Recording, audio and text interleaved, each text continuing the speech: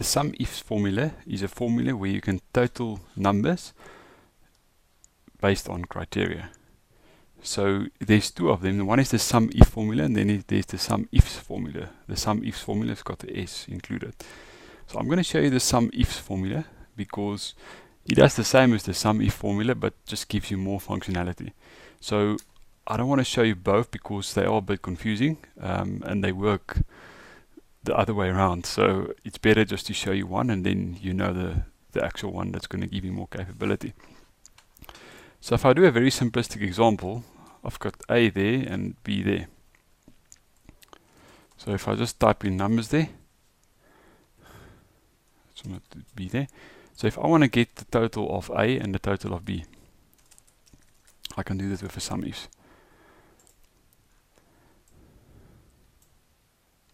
So in the beginning of this course, I told you guys that one of the formulas where you must try to always select everything is the Sumifs formula. So what this means, now instead of selecting a range of just that, rather select the whole column, because then you know if there's more information or you're missing something, you're going to have everything included.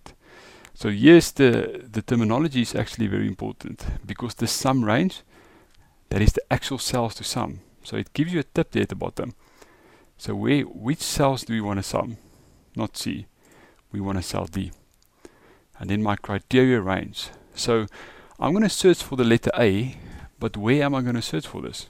So we're seeing the word range there, so we need to select more than one cell. So we are going to search in column C. Now the ranges for D and C must always have the same length. So I can't go and select C now just for that, because now it's not the same. So it's not going to be an accurate result. So I'm selecting whole C. Then what is my criteria? I want to search for the letter A. And can you see it's immediately picking up a new criteria range 2. So that's my criteria range 1, that's criteria 1, so they are linked to each other. So then as you go along, you'll get more of them. In this case, we're only doing 1. So let's say OK. So my total for A is 10, my total for B is 72. So if I change this, you can see my totals will change. So it's a very handy formula to use. Let's go to a better example. So remember in our pivot table example, we did a pivot table out of this, or we could have used the Sumifs formula. So let's open the formula function bar. So what are we totaling? What is the cells that we actually need to sum? That's column C. What are we searching for? Well, we're searching for week 1, but where are we searching for? Because this is our criteria range. This is the range of cells you want to be evaluated. So where is it? It's in column B. And what are we searching for? For week 1. You can only do one at a time. I can't go here and say, I want to now search for everything. It's not going to work. So I want to search for week 1. And there we are. So I can copy this down, and there we've got totals for everything. So that's a very easy way to do that. Let's go to another one. Now in this example, it's a bit more complicated, because what we've got here is we want to get the total for beverages and quarter 1. So you want to generate a report that looks like this. But we also want to be effective. I would ideally like to do one formula there and just copy it everywhere, and it should immediately work. So fixed referencing comes in place here. So let's just get the first one right, because remember we can only do one at a time, so I'm only doing that cell. So that specific cell where I'm standing, I need a total for beverages and quarter 1. So only if the word beverage is in column A, and if it's quarter 1, there should be a total for it. So let's go try this. So I'm going to do a Sumifs formula. So what is my sum range? What do I want to be totaled? Column D. What do I first want to search for? We can do beverage. It doesn't really matter which one you do first. So I'm going to do beverage. So where is the beverage standing? Column A. And what am I searching for in column A? Beverages. But now we need to go to criteria range 2, because at this stage it will give me, you see the 1020, it's giving me the whole total for all the beverages. Now we want the quarter 1 at this stage. So quarter 1 is standing in column E, and we are searching for quarter 1.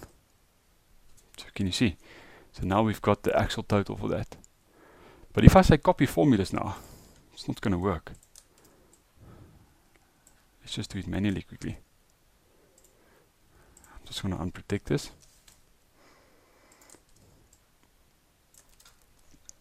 So can you see it doesn't work? It's showing me zeros. Why? This first one worked.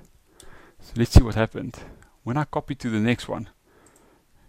So now it's telling me that it's going to, it's summing range E. So there's no information in there. So the problem is that the moment when we copy to the right here, it's changed all my cells. So we need to do some fixing here. So how do we do that? With F4. So I know all my columns is going to stand exactly like that. So if we copy there, then my columns will be fixed, but it's still not working. Why is that? Because now what we're doing, let's just quickly go into my formula here. We're looking in column A, which is our categories, but now we're looking for the criteria of H4, which is an amount which is not possible. So it looks like there's a problem. Every time we go to the right, this changes. So let's fix that. So we need that to stay in G.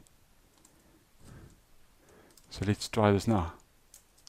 So now the first one is working, but now when we copy down, it's changing this quarter as well. So then we'll need to change this as well, because we need to stay in that row. This time, this one we needed to stay in the column, this one we need to stay in the row. If we copy this now, you'll see it works. So when you're using Sumifs, the fixed referencing principle becomes very, very important, and you need to make sure that you use it properly. So there you've got your report, the Sumifs work. So I always use Sumifs instead of Sumif. It's the same principle, just the fields is a bit switched around, but it gives you better capabilities.